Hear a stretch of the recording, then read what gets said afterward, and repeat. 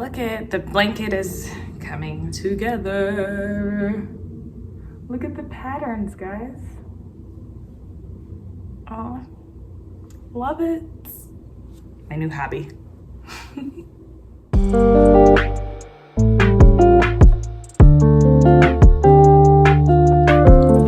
Shalom, everyone. My name is S, and I'm taking you on my conversion journey. So Yom Kippur just passed, and I wanted to share my experience with you guys. It was definitely way different than Rosh Hashanah.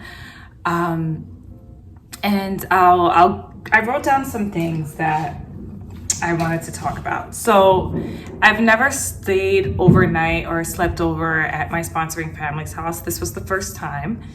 And I'm glad it was on Yom Kippur because this was one of the tougher holidays. It wasn't really about the fast itself. It was just everything, being in shul for that long, davening, trying to connect, and just trying to grasp the feelings all around. So this was my first time fasting.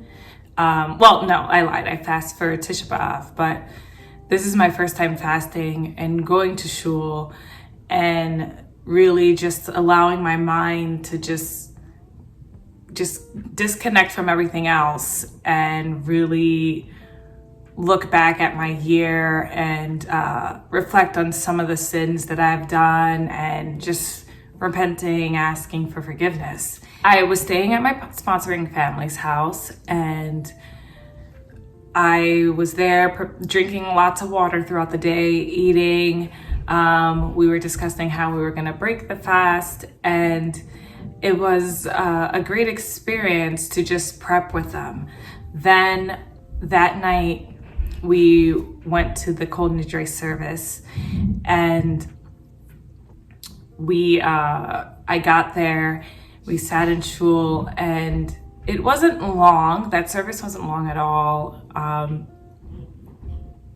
Maybe 2 hours.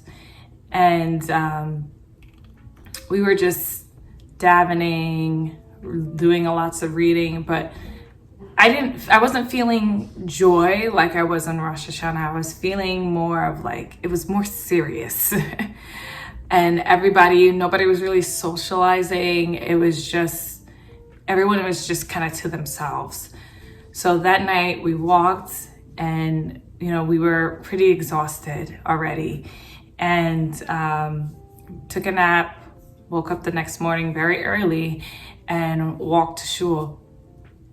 And on the walk, I was just thinking about, okay, what am I really supposed to be doing today?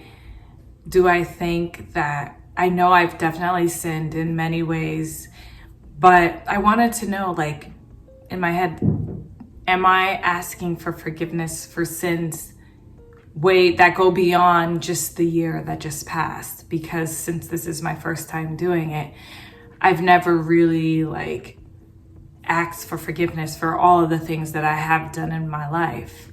So we get to shul, and I'm seeing people really just connecting. Their eyes are closed. People are emotional.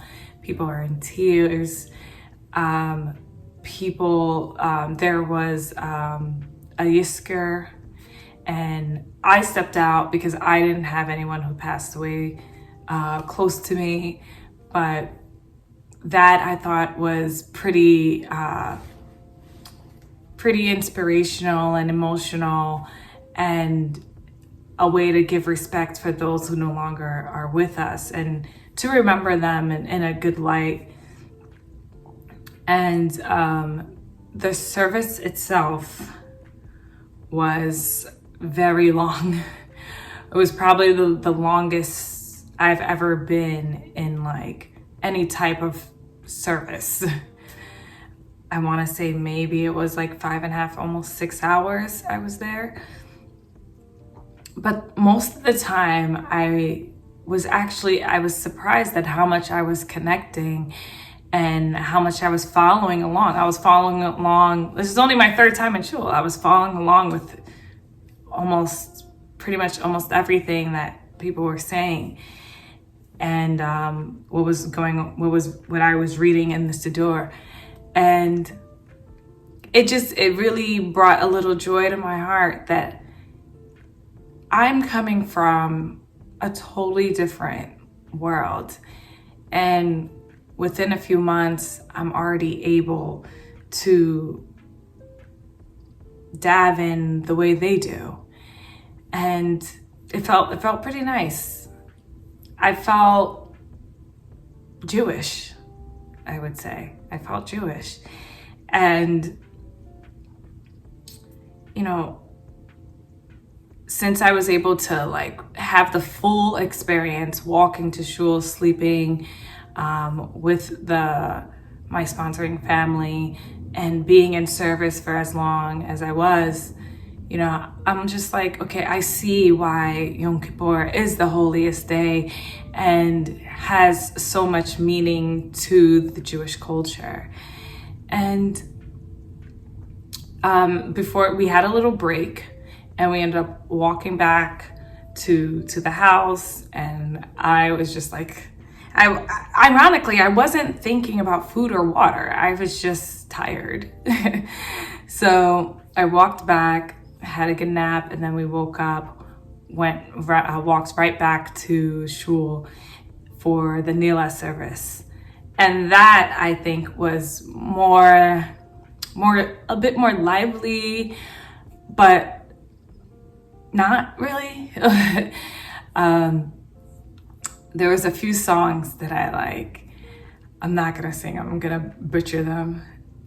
I think it goes, Shema Yisrael Adonai Eloheinu Adonai Echad. I also can sing a little. So, and I think I was just like, okay, I could say this. And like, I remember in one of my meetings, like with the rabbi, he was like, this is the main prayer. This is usually if people feel like they're about to die or they're going to die, they usually say that, and that's your final declaration to God that you accept him. He's the only one. That's what you believe. And this is why I was like, okay, I need to get this prayer down. I need to know like it by heart, because it's in pretty much every song. And there was just a lot of that. And, you know, when we got to the end of the Nila service and we heard the shofar blowing,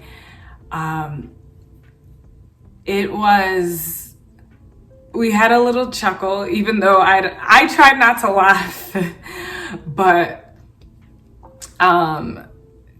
he was just so exhausted that I think he couldn't blow the shofar correctly, and it was like a sound. And it was just the nice way to kind of like end the Nila service together. And they had a bunch of little like goodies for us, orange juice and things to eat afterwards. And when I broke fast, I was like, wow, I did it. I was able to, you know, celebrate this holiday without, I think my level of maturity, like I'm 29, like I'm not like a little kid doing this. So my level of maturity definitely helped throughout all this. And the fact that I did do like Tisha B'Av, and, you know, I'm choosing this life. So I'm not like, I have to do this. So like, you know, like I'm excited to do this because I got to atone for my sins, and I just feel like a totally different person than I was yesterday. You know, I want to do better. I want to learn more. I understand that I am not perfect, and I'm going to be making mistakes. I will sin again, and I will, you know, do something that I'm probably not supposed to. I'm going to piss somebody off. I'm going to get upset. You know, life is going to happen. And I'm just learning to just be a little bit more easy on myself, because we have this day to daven and to really give it to Hashem, and to just let him know, like, we are on our knees, and we there was a lot of, I've sinned, I've done this, I've done that, please forgive me. And to me, that was one of my favorite parts in the service, was just like taking responsibility for the things that I've done this year. And this is why I feel like the Jewish community is so strong, is that they just accept a lot of responsibility for themselves and take care of each other. And I'm not saying other communities don't, but I've never seen it being done like this, especially how packed the synagogue was with people, and how emotional everybody was. I wasn't that emotional, but I did connect, and maybe one day I'll get to that level.